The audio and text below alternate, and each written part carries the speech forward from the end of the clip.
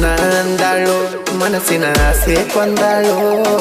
ಮಧ್ಯರಾತ್ರಾಗ ಮುದ್ದೆ ಬೆಳದಾಗ ಮನಸ್ಸಿಕ್ಕ ಮಾಡ್ಯಾಳು